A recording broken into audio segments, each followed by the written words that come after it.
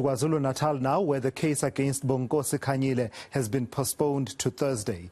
The Fees Must Fall activist faces charges of incitement to commit public violence. This happened, of course, during the recent unrest in KwaZulu-Natal and Gauteng. eNCA's Mawande Kheswa has been following proceedings in the Durban Magistrates Court and joins us now for an update. Mawande, how much by way of detail did we gain or a glimpse into what the state's case is against Bonginkosi Khanyile? How much did you get of that from this appearance today? Well, from the appearance, what we got is that he is facing a total of about 5 charges. The first one is for inciting violence. And then he's also facing 2 counts of holding an illegal gathering or holding a gathering. And then he's facing another 2 counts of not wearing a mask while in a public place.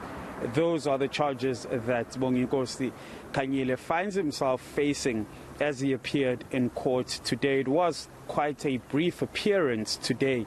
The defense team requested for more time to be able to prepare for a formal bail application.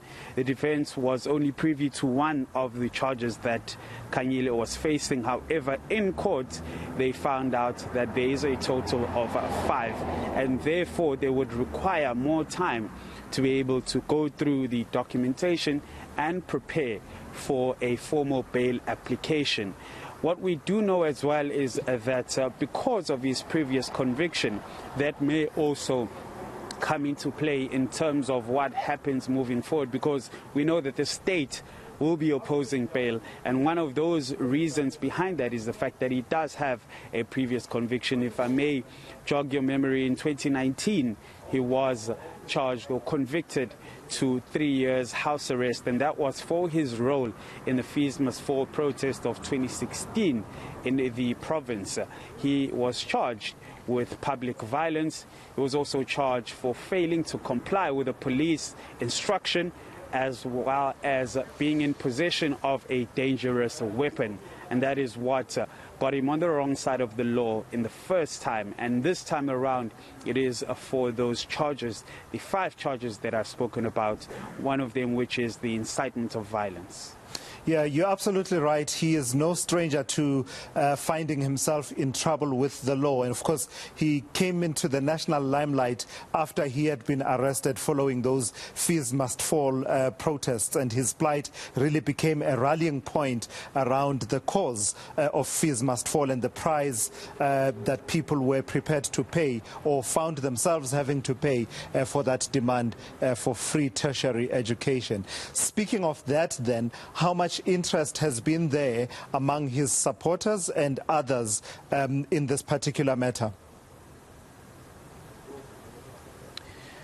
Well, considering that it is a period where we still are battling with COVID, there was quite a limited number of people in the courtroom in terms of his supporters, but there was a bit of a turnout as far as those who are behind him or rallying behind him are concerned.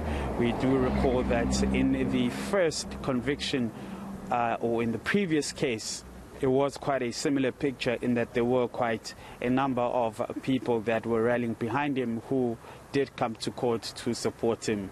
Today was a similar picture as well, where there was quite a number of people.